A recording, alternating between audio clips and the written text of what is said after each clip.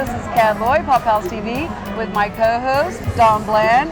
And I'm so glad to be here. Thank you for inviting me. Wasn't this fun today? It was fun. I wanted just to kind of go over a little bit of the highlights today. And the very first story that we did was Leo, the military police dog. What did you think about that? Those are amazing animals that they train to do such specific work.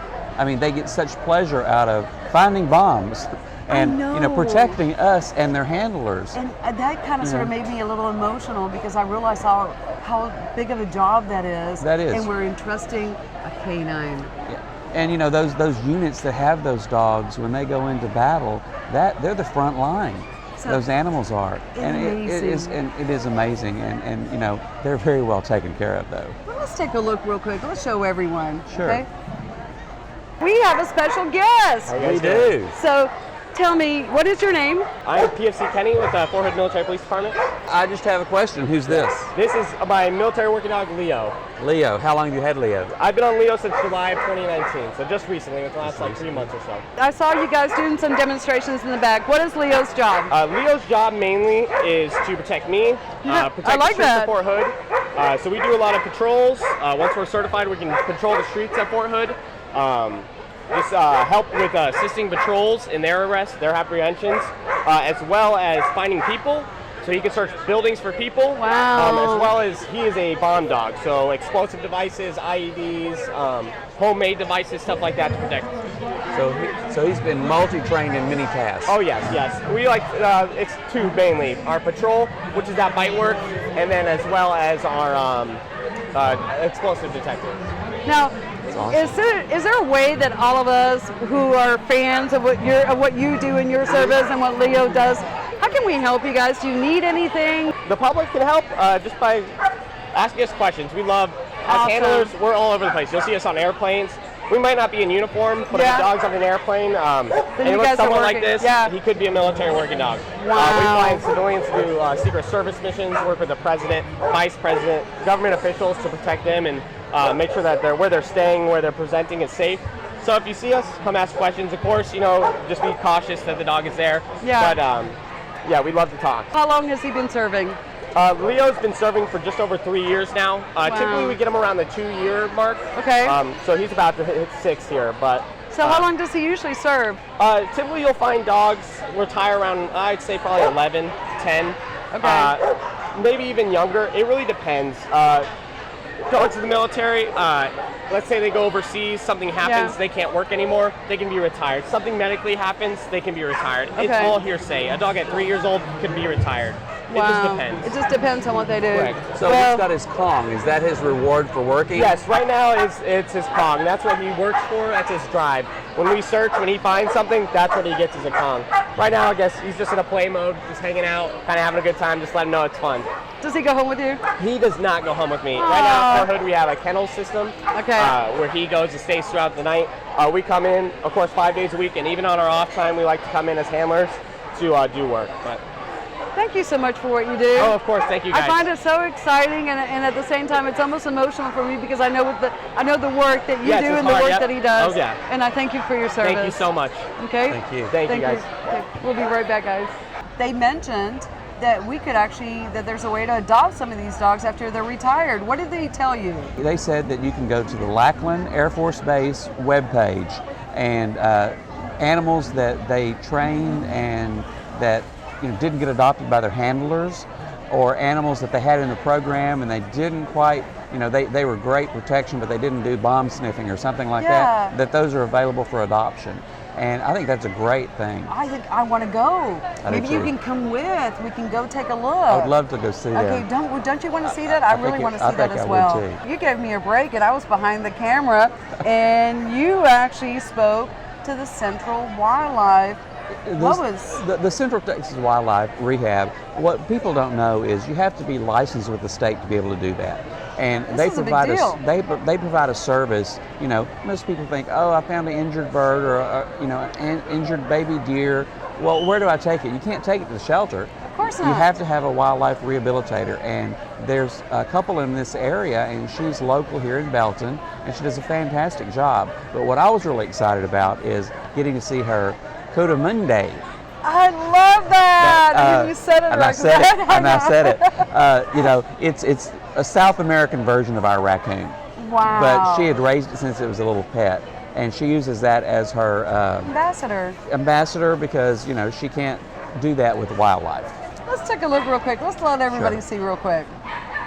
This is Susan from Central Texas Wildlife Rehab, and she's got a special friend with us today, and this is Hunter. He is a Quadrimundi. This is kind of our raccoon ambassador because they're very closely related to the raccoon. So this is a South American raccoon, basically. Basically, yes. Out of curiosity, what is he eat vegetation, a meat eater? What's his Well, diet? his favorite diet is crab legs, but I shell them for him. I don't want him to choke. He likes mini marshmallows. He does sweet potatoes. He is an omnivore, so he basically will eat just about anything. People that have found injured wildlife, they contact you and you get it back and rehabilitate and get into the system. So I know you don't do this. I know you're certified wildlife rehabilitator with the state, but the state doesn't pay you, correct? Correct. The state does not pay us. If someone wanted to reach out to you and write you a check, how do they get a hold of you? We have a Facebook page, and you can go on there at any time and see what the rescue needs at this time, and Amazon ships straight to us. We basically do events like this to try to raise money because there are a lot of overwinter animals too. It's not just a springtime season. Sure. Is there something memorable that rehabilitating it and releasing it that sticks with you? It was like one of those aha moments. I think the fawns. Last year I had a fawn that was snake bit, and it was bit on the face, and he was in really bad shape, and everybody thought I should put him down and I shouldn't try. And when I released him back in the same neighborhood he came from, and he went out in the woods, and 20 minutes later came back and laid in the flower bed he was born in, that was the world to me. Yeah. Well, thank you, and thank you for what you do for animals in our state. Thank you. Dawn, I love the fact that you have this thing where you take a picture with a different animal. Have you ever had a Cotamunde? Cotamunde. No, can't say that I have. He was really gentle. He was. He was very friendly, very loving. And what was so funny is he likes to get up on your neck and snuggle with you. It's like, okay, I don't know. I saw the look in your face. I was getting such a kick out of it. I found out he's very friendly. Oh, very friendly. I loved it. We actually went over and filmed a little bit. They had a little baby koala bear back there. They had a vulture. What an amazing group of people. Kangaroo. I saw a kangaroo. Yes. I mean, did I say koala bear? Yeah, you did. Okay. It wasn't. It was a kangaroo. Obviously, I can't tell my kangaroo from my koala bear. Okay. It was from Australia. You got the continent right. Yeah, there you go. I had a blast with them. I was very impressed. People don't realize that these wildlife rehabilitators, they're doing it normally on their dime. So I hope that people they don't get state funding for that. So it's their own dime and what they can get help with from donations. So, you know, I encourage everybody to support your wildlife rescues. Now, one of the other stories that we actually did was with our BFF, Michelle Ann from Waco, and Mojito. So let's take a look here real quick. I'm here with Michelle Ann, one of my BFFs from Waco. Yes. And we are here with Mojito. Tell me the story on this baby. Was Central Texas Lost and Found page. Somebody had seen him standing on a bridge on Mother's Day, and there was a lot of people out looking for him, and they couldn't find him. So I drove out to Rosebud. I found him, contacted Karina with Pound Pups Friends Initiative. He was starving. We ran him to the vet in Belton right away, and here he is. Everyone knew that he had been there for several months, and nobody stopped. Nobody He stopped. obviously was dumped, and he sat there. Is that what happened? That's exactly what happened. They had passed him by for 3 months. Just watched him wither away. He has chronic skin disease. When I found him, his head was to the ground, just going back and forth. He had a bad eye infection. He couldn't hear out of his ears. You know, and most everybody else, they would probably euthanize this dog. Yes. But you and Pound Pups decided, no, it's not going to happen this way. It's not happening. So, you know, I love the fact that Pound Pups took such a difficult case how do we fundraise? How do we help, if we want to donate to Mojito, who's obviously going to stay with Pound Pup Sprite for the rest of his life because the medical bills are so high, correct? Oh, yeah. But if we want to help, what do we do? Mojito has his own Facebook page. Okay, I'll have to go like it. Yeah, Mojito's Road to Happiness. Also go to Pound Pup and Friends initiative. Karina can use all the help she can get. Karina is a lifesaver. You like her? I love her. Good. Well, then we're gonna love her too. So, all I do is deliver dog houses for Cribs for Canines. She does the hard work. Tell everybody what that is. We had started out Cribs for Canines. We seen a need for shelter in Waco to all the chain dogs that are out there. Yes. We wanted to do some general education, so Caterpillar teamed up with us, donated crates. Wow. And we switched those crates into dog houses. That's how it took place. Oh my God. Yes. Okay. Yes, we have an amazing team. When is your next event? Actually, we're doing a microchip event. We are giving 100 free microchips to Lost Pets of Robinson. Wow. October 26th at Peplo Park in Robinson. Maybe I can come out. Yes. I would love to. We'll all be there. I think I'm supposed to be heading down to Matagorda about that same time. Come join us. I'll make sure that we're there for this event because I truly believe in microchipping. Okay. Thank you, Michelle. 100 microchips we have raised for Lost Pets of Robinson. Okay. Free. That sounds wonderful. This is what we do in rescue, and then we have people like Michelle Ann that makes all the difference. And I love you, and I love all your work and everything that you do. Too. I love everything you do. Okay. We'll see you guys next time. Peace. I can't believe that these women actually raised $12,000 to rehabilitate this dog. I know that most people would probably put the dog down, and they're committed. That dog is gonna stay with them for probably the rest of his life. She is amazing, Michelle is, and her advocacy for animals. Yeah. She has a heart for those that can't speak for themselves, and the work she does. They have Crib for Canines group that builds dog houses for dogs and people that need them, and it's phenomenal what she and that group have done in our community. And that's actually what kind of drives me to continue doing these stories, is seeing other people's work and other people's love. Okay, now I know that we actually have some special guests. Come on in, girls. Okay, now this is Katie Wilkerson and Angie Skinner from Lubbock. These two girls work very, very hard, and I wanted you to meet them because I have an idea. Well, I'm glad that I got to meet them. They have been doing some great things, and hopefully they asked me lots of questions, and I hope I was able to give them a little tidbit here or there that could help propel them to the next level. Well, I felt that the heart's in it.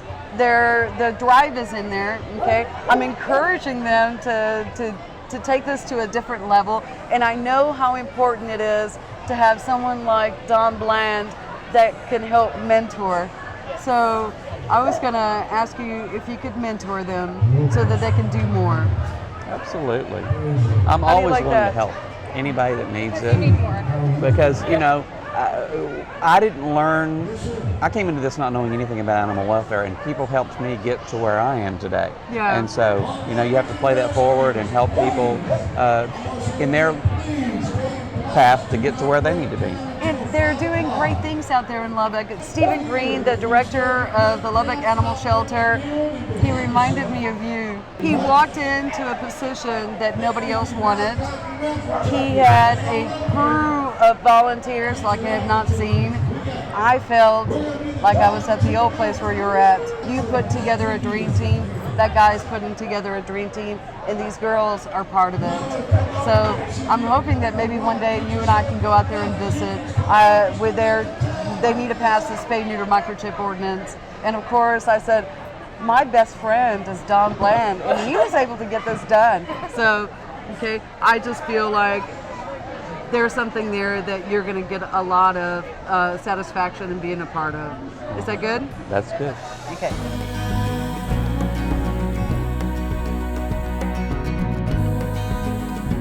Okay, so we brought in Ron. Ron is the owner of Rescue Magazine, the 4th annual Pet Adoption Extravaganza in Belton. This is your baby. This is a good year, right? Yeah, big. Okay. We're really busy. Yeah, so far, as of like 40 minutes ago, we're at 152 adoptions for the day. So I think we'll hit our 250 goal once we get all the dust settling. These girls came in from Lubbock, Katie Wilkerson and Angie Skinner, and I'm hoping we can take this show to Lubbock. We're going to work on something. We'll see what we can do. Thank you guys. I hope that you enjoy this. I can't wait to do the next one. I hope we go out to West Texas. I think it'll be a good thing, right? Yes, we'll work on and that. I hope that you can join us as well. Is that good? Yep. Okay. So, Cat Lloyd, Paw Pals TV, remember, spay, neuter, microchip your animals, be kind to them, and if you have a problem, call him. Okay? We'll see you guys next time.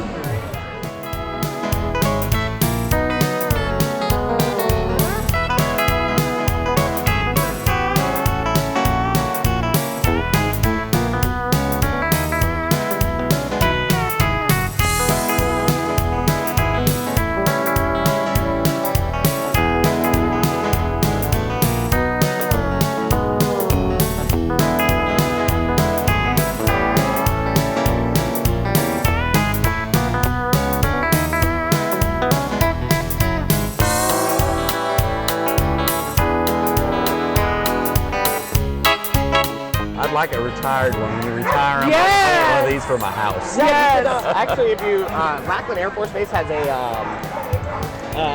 website where you can actually adopt some that didn't make it, some that are old and no handlers adopt them, they have them there. You can get in contact with them. I'd like to look at that. Yeah, of course. Will you take my picture? Want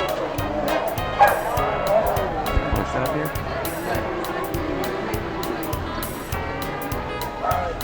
Well, Thank you so much. You're welcome.